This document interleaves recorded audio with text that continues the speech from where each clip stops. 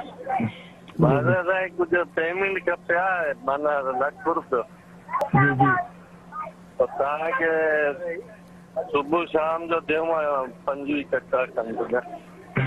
भली भली लेकिन खंड माना कल सुबुह शाम जो मिलंदी।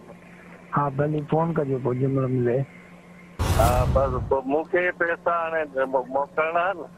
जी जी घणी देरि में मोकिलिजो? हाँ बसि मां तव्हां वेठा हूंदव त तव्हां ॾेई सघां। बसि अधु कलाक में मिली वञनि। हाँ त तव्हां किथे हो? मां ऑफिस में ई आहियां। ठीकु आहे ठीकु आहे। महिरबानी थैंक यू। ब्रेकिंग न्यूज़ है नाज़रीन मां ताईं पहुचाईंदा हलूं। दादू यूटिलिटी स्टोर जी खंड विकिरो थियण जो इंकशाफ थियो आहे। ब्रेकिंग न्यूज़ है नाज़रीन दादू यूटिलिटी स्टोर जी खंड विकिरो थियण जो इंकशाफ थियो आहे। वेयर हाउस इंचार्ज अकरम पठान जी ऑडियो रिकॉर्डिंग दादू इश्यूज़ हथ करे वरिती आहे। ब्रेकिंग न्यूज़ है मां ताईं पहुचाईंदा हलूं। दादू यूटिलिटी स्टोर जी खंड विकिरो थियण जो इंकशाफ थियो आहे।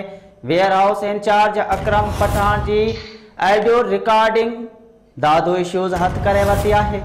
इन बाबति वधीक तफ़सील वठंदासीं दादू इश्यूज़ जे रिपोर्टर न्याज़ चांडियो खां। जी न्याज़ चांडियो वधीक छा तफ़सील आहिनि आगाह कजो। जी बिल्कुल मंजूर दादू इशू ऑडियो कॉल हथ करे वरिती आहे जंहिंमें यूटिलिटी स्टोर इंचार्ज जेको आहे वेयर हाउस इंचार्ज अकरम पठान वो वापारी सां ॻाल्हि ॿोल कई आहे। वापारी सां ॻाल्हि ॿोल कंदे हुन इहो चयो आहे त ₹1,00,000 जी ज़रूरत आहे। ₹1,00,000 मोकिलियो ऐं 25 कट्टा खंड जा जेके आहिनि उहे तव्हां ॾे मां मोकिलियां थो। बाक़ी जेका खंड आहे उहा सुबुह शाम तव्हांजे हवाले कई वेंदी। ऐं इहे मुसलसल शिकायतूं जेके आहिनि पहिरियां बि दादू इशू तरफ़ां हलाई वयूं आहिनि त यूटिलिटी स्टोर जे वेयर हाउस इंचार्ज जेको आहे उहो खंड जेको आहे मुख़्तलिफ़ जेके आहिनि वापारियुनि खे विकिरो कंदो रहियो आहे।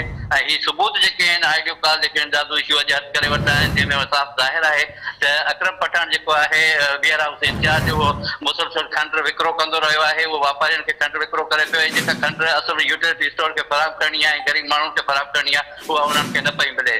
जी वॾी महिरबानी न्याज़ चांडियो ऐं तफ़सील खां आगाह कयो। नाज़रीन ब्रेकिंग न्यूज़ हुई दादू यूटिलिटी स्टोर जी खंड विकिरो कई पई वञे जॾहिं त मुसलसिल शिकायतूं अचण बाद दादू इश्यूज़ ऑडियो रिकॉर्डिंग हथ करे वरिती आहे।